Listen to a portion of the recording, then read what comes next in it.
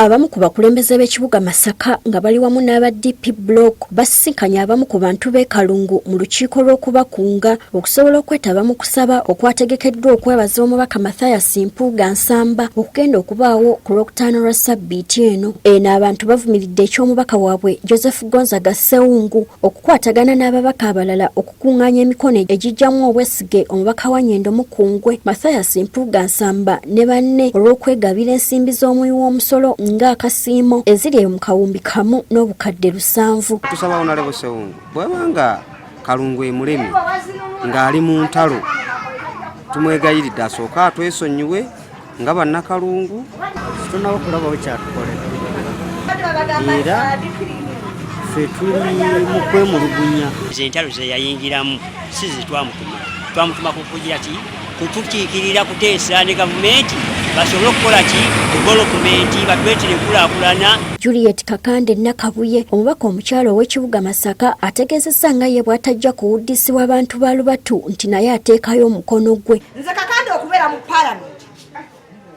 kitono nnyo bwe nkigeraageranya ne sitwago gye tukola ki gye tuyiko ebyo byogamba nti ate munaye bali kye baagala eyo kirasi si gye ndimu.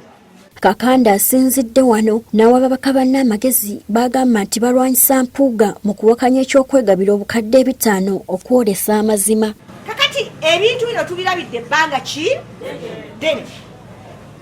Mpuuga gwe mwogerako n'ensonga eyo mugitwale bwe muti nti omuntu akoze omuki omulimu mukkiriza mu muwaaka ki enkeera ne mumugamba nti yakoze eki. Ono era aliko ababaka baanokoddeyo bagamba nti baagala kusuula kibiina kinuupu lwakuba omukulembeze waakyo takiraba. Bino we biri bati bikyuse mbabuulira mazima kubanga mwengenda kubeera nammwe enkya nga mukyalaba Lubongoya ng'amuliwa nga mukyalaba Katana ng'amuliwa nga mukyalaba Ssenyonyi ng'amuliwa ntegerekesa bulungi abo nga mubalabaawo n'abalala bannaffe bangi mumanye teri muntu avuga NUP Museveni yakikola ki.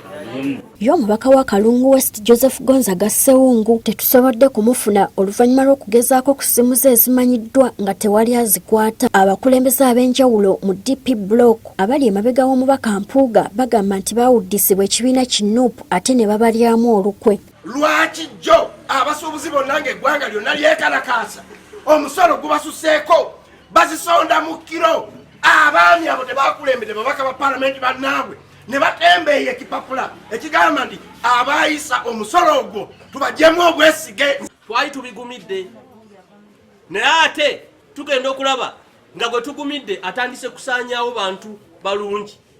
Mpuuga ateeseteese okwebaza Katonda olw'okuweereza bannayuganda ng'ennaku z'omwezi 21 mu Sports Arena ekitovu mu kibuga Masaka ng'asembeddwa banna DP block n'abamu ku babaka b'ekibiina kinuupu mwava wadde ng'ekibiina kyo kyavaayo dda ne kitegeeza nga bwe kitasobola kwetaba mu kusaba kuno kubanga omubaka Mpuuga bamulaba ng'eyava ku bigendererwa byakyo bwe yeekobaana ne bannakibiina ki NRM abaali bakamisona ne beegabira ensimbi akawumbi kalamba n'obukadde 7 nga akasiimo olw'obuweereza bwabwe. Gertrude Mutyaba agafeeyo ku Spark TV.